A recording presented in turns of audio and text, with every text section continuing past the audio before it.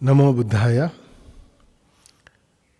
శ్రద్ధావంతులైన ఉపాసకులందరికీ తెలుగు ధమ్మ ప్రవచన కార్యక్రమానికి మైత్రీపూర్వక స్వాగతం. మనం గత వారం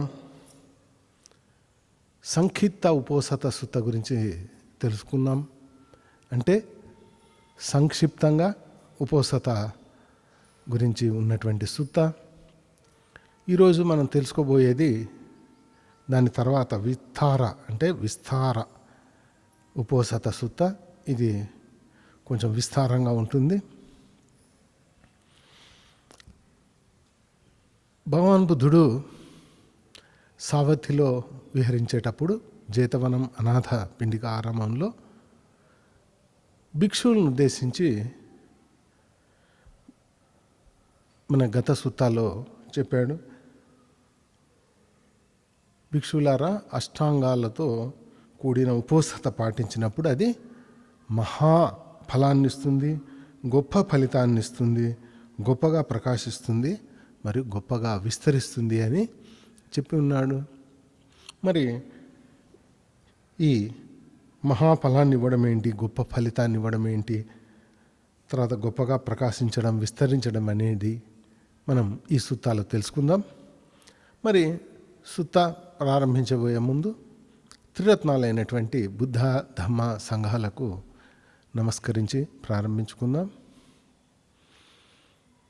నమో తస్సా భగవతో అర్హతో సమ్మా సంబుద్ధస్సా. నమో తస్సా భగవతో అర్హతో సమ్మా సంబుద్ధస్సా. నమో తస్సా భగవతో అర్హతో సమ్మా సంబుద్ధస్సా. బుద్ధం ధమ్మం సంఘం నమస్సామి. త్రిరత్నాల తర్వాత మా పూజ్య బడా భంతేజీ పాదాలకు నమస్కరిస్తాను. తర్వాత ప్రస్తుతపు పెద్ద భంతే గురు భంతేజీ పాదపద్మాలకి నమస్కరిస్తున్నాను.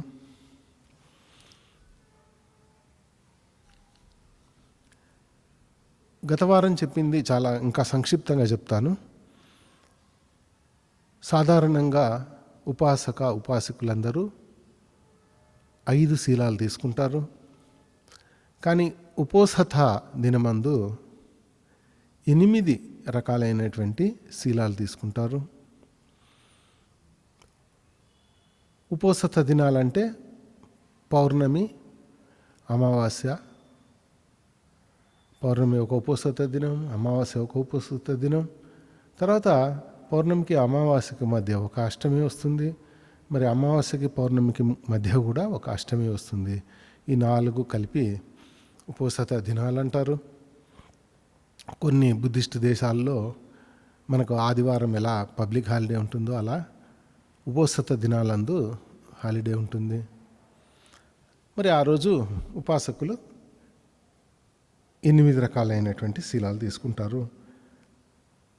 మరి ఆర్యశ్రావకుడు ఎట్లా ఆలోచిస్తాడు అంటే, అర్హంతులు జీవితాంతం ప్రాణులను చంపడం, హింసించడం వదిలిపెట్టారు. నేను కనీసం ఈ ఒక్కరోజు ఈ వాళ్ళు పాటించినటువంటి మార్గంలో వాళ్ళని అనుకరిస్తాను అనుకుంటాడు. తర్వాత దొంగతనం విషయంలో అట్లానే అనుకుంటాడు. తర్వాత మిథ్యాచార అంటే అనైతిక సంబంధాలు గురించి అట్లానే అనుకుంటాడు. అసలు ఏ రకమైన సంబంధాలు, వాళ్ళు బ్రహ్మచర్యం పాటిస్తారు, నేను కూడా ఈ ఒక్కరోజు బ్రహ్మచర్యం పాటిస్తాను అనుకుంటాడు. తర్వాత అబద్ధాలు ఆడరు జీవితాంతం, నేను కనీసం ఈ ఒక్కరోజు అబద్ధాలు ఆడకుండా ఉంటాను అనుకుంటాడు. తర్వాత మత్తు పదార్థాలు వాళ్ళు జీవితాంతం సేవించరు, కనీసం నేను ఈ ఒక్కరోజైనా ఉంటాను అనుకుంటాడు. తర్వాత వికాల భోజనం చేయను అనుకుంటాడు. వాళ్ళు వికాల భోజనం జీవితాంతం చేయరు, అంటే మిఠ మధ్యాహ్నం తర్వాత మరి ఏ రకమైనటువంటి ఘనాహారాలు తీసుకోరు, నేను కనీసం ఈ ఒక్కరోజు అలా వాళ్ళలాగా పాటిస్తాను అనుకుంటాడు. తర్వాత నృత్యాలు, గీతాలు, ప్రదర్శనలు, అలానే శరీరాన్ని అలంకరించుకునే మాల, గంధాలు, లేపనాలు, ఇట్లాంటివన్నిటికీ నేను అర్హంతల్లాగానే కనీసం ఈ ఒక్కరోజు దూరంగా ఉంటాను అనుకుంటాడు. తర్వాత ఉన్నతమైనటువంటి పరుపుల మీద పడుకోను, గొప్ప పరుపులు, పెద్ద పరుపులు, ఎత్తైన పరుపుల మీద పడుకోను ఆ అర్హంతులాగానే అనుకుంటాడు. ఇలా పాటించినట్లయితే భగవాన్ బుద్ధుడు ఇట్లా గొప్ప ఫలాన్ని, మహాఫలాన్ని ఇస్తుంది, గొప్ప ఫలితాన్ని ఇస్తుంది, గొప్పగా ప్రకాశిస్తుంది, గొప్పగా విస్తరిస్తుంది అని చెప్పాడు. మరి ఈ సూత్తాలో ఆ గొప్ప ఫలం ఏంటి అనేది చెప్తున్నాడు అనమాట భగవాన్ బుద్ధుడు.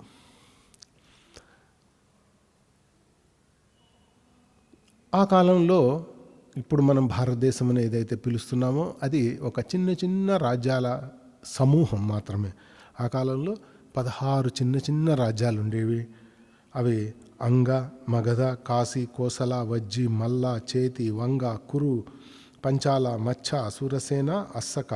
అస్సక అంటే మన తెలుగు రాష్ట్రాల్లో ఉండొచ్చు. అవంతి, గంధర, కంబోజా. మరి వీటన్నిటి మీద ఈ 16 మహారాజ్యాల మీద ఐశ్వర్యాధిపత్యం కలిగినట్లయినా కానీ అది ఈ అష్టాంగ ఉపోసత పాటించిన దానికన్నా దాంట్లో 16వ వంతు కూడా సమానం కాదు అని భగవాన్ బుద్ధుడు చెప్తున్నాడు. ఎలా సమానం కాదు అంటే, చాతు మహారాజిక అనేటువంటి దేవతలు మనకు బౌద్ధ సాహిత్యంలో ఉన్నారు. వాళ్ళ ఒక రాత్రి ఒక పగలు మన 50 మనుష్య సంవత్సరాలు ఉంటుంది. అలాంటి 30 రోజులు ఒక నెల, అలాంటి 12 నెలలు ఒక సంవత్సరం. మరి వాళ్ళ ఆయు ప్రమాణం 500 సంవత్సరాలు. చూడండి, చాతు మహారాజిక అనేటువంటి వాళ్ళు ఒక రకమైన దేవతలు. వాళ్ళకి చాలా దీర్ఘమైనటువంటి ఒక రాత్రి పగలు, వాళ్ళ ఒక రాత్రి పగలే 50 మనుష్య సంవత్సరాలు ఉంటుంది.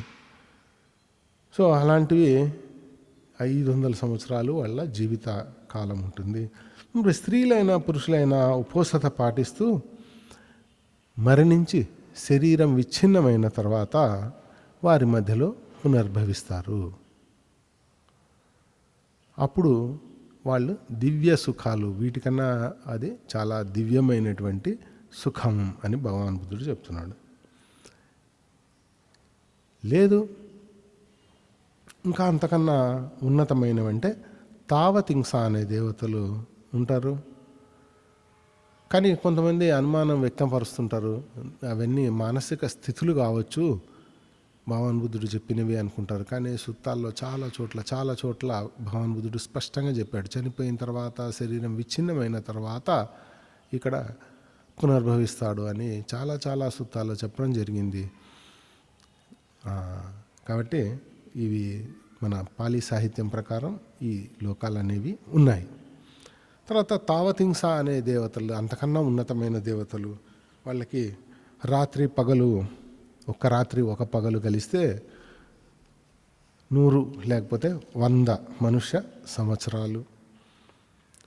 మరి అట్లాంటి 30 రోజులు ఒక నెల, అలాంటి 12 నెలలు ఒక సంవత్సరం. వాళ్ళ ఆయు ప్రమాణం 1000 సంవత్సరాలు. అంటే ఇంకా లగ్జరీగా వాళ్ళు వాళ్ళ సుఖాలు ఈ భూలోక సుఖాల కన్నా చాలా రెట్లు గొప్పగా ఉంటాయి. వాళ్ళ ఆయు ప్రమాణం కూడా చాలా గొప్పగా ఉంటుంది అని భగవాన్ బుద్ధుడు చెప్తున్నాడు. అందుకనే గొప్ప ఫలితాన్ని ఇస్తుంది, గొప్ప ఫలాన్ని ఇస్తుంది అని చెప్పడం జరిగింది. దాని తర్వాత యామ అనేటువంటి దేవతలు. వీళ్ళు తావతింస అంటే తావతింస అంటే యాక్చువల్గా ఒక నంబర్ 33 అని. వాళ్ళు 33 ఉంటారు. ఇట్లా వాళ్ళకి అధిపతి దేవానమిందో, ఇంద అనేటువంటి దేవుడు ఉంటాడు. సరే, నెక్స్ట్ యామ అనేటువంటి ఉన్నతమైనటువంటి దేవతలు ఉంటారు. వాళ్లకు ఒక రాత్రి ఒక పగలు కలిసి 200 మనుష్య సంవత్సరాలు ఉంటాయి. అలాంటి 30 రోజులు ఒక నెల, అలాంటి 12 నెలలు ఒక సంవత్సరం. మరి వాళ్ళ ఆయు ప్రమాణం 2000 సంవత్సరాలు ఉంటుంది. స్త్రీలైనా పురుషులైనా మరి అష్టాంగ ఉపోసతను పాటిస్తూ మరణించి శరీరం విచ్ఛిన్నమైన తర్వాత వాళ్ళ మధ్యలో పునర్భవిస్తే ఇక భూలోకంలో అన్ని 16 రాజ్యాల కన్నా వాటి మీద ఆధిపత్యం, ఐశ్వర్యాధిపత్యం కన్నా చాలా ఎక్కువ దివ్యమైన సుఖాలు, ఇవి భూలోక సుఖాలు, లోకీయ సుఖాలు, అవి దివ్య సుఖాలు అని భగవాన్ బుద్ధుడు చెప్పడం జరిగింది. వాళ్ళు అనేకమైనటువంటి అట్లా పోల్చలేనటువంటి సుఖాలు అనుభవిస్తుంటారు. దాని తర్వాత ఇంకా అంతకన్నా గొప్ప దేవతలు ఉంటారు. తుసిత అనేటువంటి ఒక దేవలోకం ఉంటుంది. మరి ఈ స్త్రీవులైన పురుషులైన ఉపవాసత పాటిస్తూ మరణించినట్లయితే వారి శరీరం ఇచ్చిన తర్వాత తుసిత లోకంలో జన్మించడం జరిగితే ఆ లోకంలో ఒక రాత్రి పగలు 400 మనుషుల సంవత్సరాలు ఉంటాయి. మరి అలాంటివి 30 రోజులు ఒక నెల, అలాంటి 12 నెలలు ఒక సంవత్సరం. వాళ్ళ ఆయు ప్రమాణం 4000 సంవత్సరాలు. ఇంతకు ముందలానే ఇక్కడ కూడా వాళ్ళు చాలా దివ్యమైన సుఖాలు అనుభవిస్తుంటారు. అంతకన్నా ఎక్కువ నిర్మాణ రతి అనేటువంటి దేవతలు, అంటే నిర్మాణం చేయడంలో వాళ్ళకి ఆనందం లభిస్తుంటుంది. అటువంటి దేవతలు కూడా ఉంటారు. మరి ఏదైనా ఉపాసకుడు అష్టాంగ ఉపవాసత పాటిస్తూ మరి మరణించిన తర్వాత శరీరం విచ్ఛిన్నమైన తర్వాత ఆ లోకంలో పుడితే అక్కడ ఒక రాత్రి పగలు 800 మనుష్య సంవత్సరాలు ఉంటాయి. తర్వాత అలాంటి 30 రోజులు ఒక నెల, అలాంటి 12 నెలలు ఒక సంవత్సరం. వాళ్ళ ఆయు ప్రమాణం 8000 సంవత్సరాలుగా చెప్పడం జరిగింది. తర్వాత పరనిమ్మిత వశవర్తి, అంటే వేరే వాళ్ళు నిర్మించిన దాన్ని వశం చేసుకునేటువంటి వాళ్ళు ఈ దేవతలు. ఇంకా అంతకన్నా ఉన్నతమైన దేవతలు వీళ్ళు.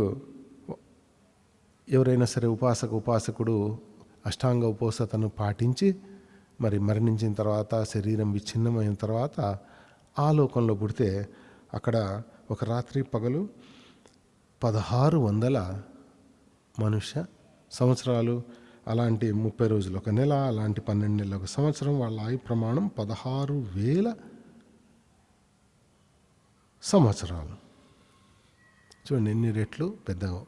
ఇంకా వాళ్ళు అమర సుఖాలు అనుభవిస్తూ ఉంటారు. భగవాన్ బుద్ధుడు ఇలా చెప్పాడు. దీని గురించి నేను కొంచెం వివరణ ఇవ్వదలుచుకున్నాను. ఈ దేవతలు అనేవాళ్ళు వాళ్ళ సుఖాలు ఎక్కువ ఉంటాయి, ఆయు ప్రమాణం ఎక్కువ ఉంటుంది. కానీ వాళ్ళు అత్యంత జ్ఞానవంతులు అయితే కాదు బుద్ధుడి బౌద్ధ సాంప్రదాయం ప్రకారం. ఇంకోటి వాళ్ళకి అంత ఆయుష్ ప్రమాణం ఉన్నా కానీ సుఖాల్లో మరిగిపోయి వాళ్ళు ధమ్మాన్ని ఏదైనా మంచి పాటించడానికి వీలు లేకుండా వాళ్ళు అయ్యో ఇంత తొందరగా అయిపోయిందా మా జీవితకాలం అని అనుకుంటుంటారు. వాళ్ళకు కూడా జీవితకాలం అనడానికి ఒక అంతం ఉంటుంది. మళ్ళీ తర్వాత ఆ లోకంలో పుట్టిన తర్వాత మళ్ళీ పుణ్యమంతా క్షయం అయిపోయిన తర్వాత మళ్ళీ ఎక్కడైనా పుట్టొచ్చు అని భగవాన్ బుద్ధుడు అనేక వేరే సూత్రాల్లో చెప్పడం జరిగింది.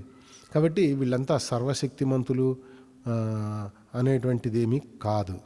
వీళ్ళు కేవలం సుఖాలు ఎక్కువ, ఆయుష్ ఎక్కువ, అంతే తప్పించి మిగతావేమీ చెప్పుకోదగ్గవేమీ వాళ్ళ దగ్గర ఉండవు. వాళ్ళు ధమ్మ మార్గంలో పోవాలంటే యాక్చువల్గా మనుషులకే ఎక్కువ అవకాశం ఉంటుంది. భగవాన్ బుద్ధుడు కొంతమంది వాళ్ళలో కూడా వచ్చి భగవాన్ బుద్ధుడి దగ్గర జ్ఞానాన్ని పొందుతుంటారు. ఏదో చాలా తక్కువ మంది. వాళ్ళు సుఖాల్లో ఉన్నప్పుడు వాళ్ళకి సమయం తెలియదు. మనకు కూడా అంతే. ఎప్పుడైనా సరే సుఖాల్లో ఉన్నప్పుడు ఒక 30 ఏళ్ళు అంటే ఎక్కువ అనిపిస్తుంది, కానీ పూర్తి సుఖాల్లో ఉన్నప్పుడు కనురెప్ప పాటలో 30 ఏళ్ళు అయిపోతాయి. తర్వాత కష్టాల్లో ఉన్నప్పుడు మాత్రం చాలా నిదానంగా కాలం పోతున్నట్టుగా అనిపిస్తుంది.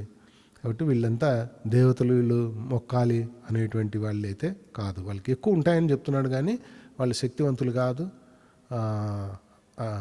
భగవాన్ బుద్ధుడి కన్నా జ్ఞానంలో తక్కువైన వాళ్ళుగానే చెప్పబడుతున్నారు. భగవాన్ బుద్ధుడి బోధనలు సాధారణంగా 3 రకాలుగా ఉంటాయి.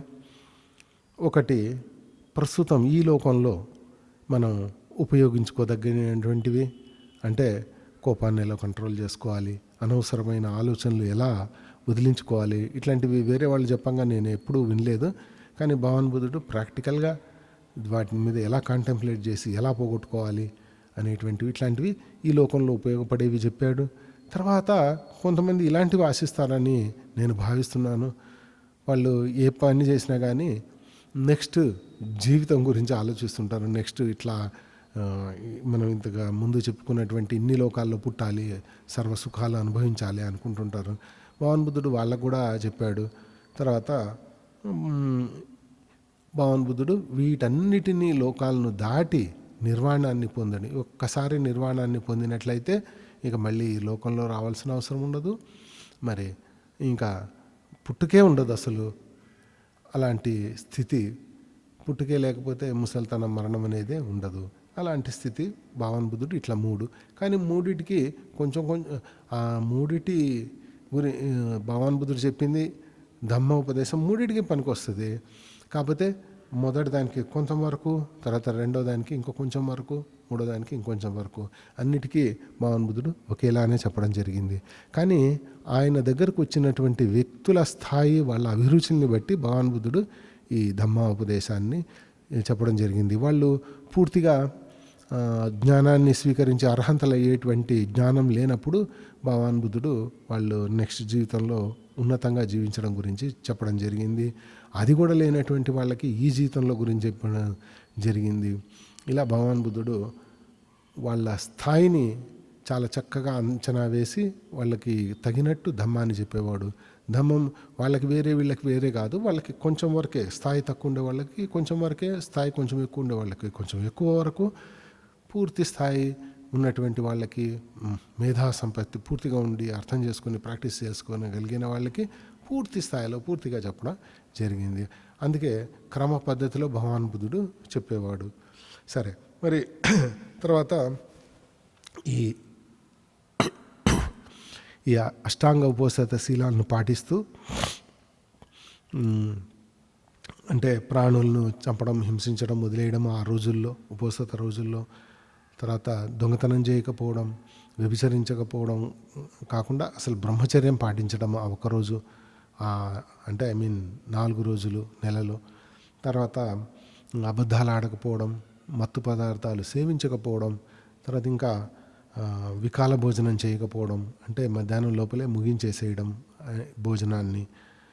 ఇంకా ఇవి నృత్య, గీత ఇట్లాంటి ఎంటర్టైన్మెంట్ చూడకుండా ఉండడం, అలానే శరీరాన్ని అలంకరించుకునే మాలలు, గంధాలు, విలేపనాలు ఇట్లాంటివి వాడకుండా ఉండడం, తర్వాత ఉన్నతమైన సేనాలు, మహా గొప్ప సేనాల్లో అంటే పరుపుల మీద పండుకోకుండా ఉండడం, ఇలాంటివి పాటించినట్లయితే మరి అది ఈ అష్టాంగ ఉపోసత శీల. మరి ఈ లోకంలో సంపద మొత్తం, మరి రకరకాలైనటువంటి బంగారాలు, 3 రకాలైనటువంటి బంగారాలు భగవాన్ బుద్ధుడు ఈ సుత్తలో చెప్పడం జరిగింది.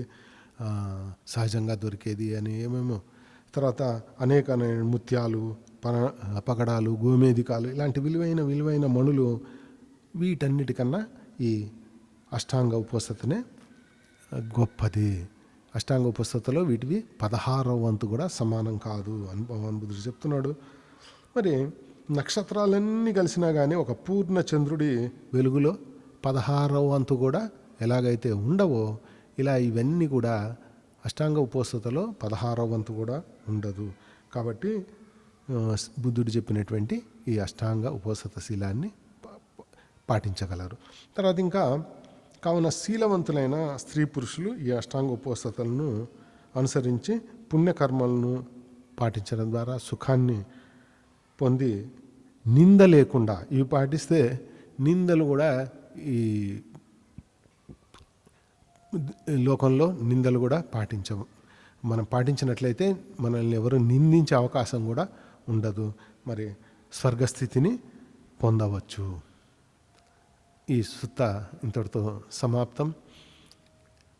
కాబట్టి ఈ అర్హంతులు పాటించేటువంటి దీన్ని మనము నెలలో కేవలం 4 రోజులైనా సరే పాటించడానికి ప్రయత్నించాం అంటే మనం అర్హంతులయ్యే వాళ్ళని రోల్ మోడల్గా తీసుకొని వాళ్ళ మార్గంలో స్త్రీలైనా పురుషులైనా ఉపాసకులందరూ వాళ్ళ మార్గంలో ముందుకెళ్ళడానికి అవకాశం లభిస్తుంది.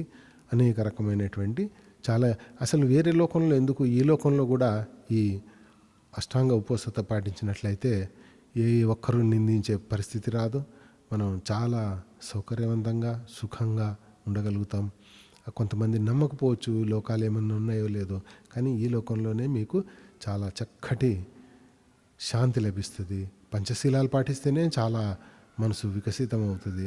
ఏమాత్రం భయము లేకపోతే అపరాధ భావన లేకుండా నలుగురి మధ్యలోకి వెళ్ళగలుగుతాం. ఇంకా ఈ అష్టాంగ 8 అంగాలు కలిగినటువంటి ఉపవాసత పాటించినట్లయితే ఇంకా చెప్పేదేముంది. కాబట్టి అర్హంత మార్గంలో కొంచెం కొంచెం ముందుకెళ్ళి అర్హంత స్థితిని పొందాలని నేను మనస్ఫూర్తిగా ఆకాంక్షిస్తూ దీవిస్తూ ఈ ధమ్మ ప్రవచన కార్యక్రమాన్ని ముగిస్తున్నాను. మైత్రి భావనతో ఈ కార్యక్రమాన్ని ముగిద్దాం. సుఖీ భవేయాం దుఃఖో అహం నిత్యం అహం వియా హితా చ మే సుఖీ హోంతు మజ్జఠా చాథవేరినో ఇమాం హి గామాఖేతాం హి సత్తా హోంతు సుఖీ సదా తతో పరంచారాజ్యేషు చక్కవాలేసు జంతునో. సాధు సాధు సాధు.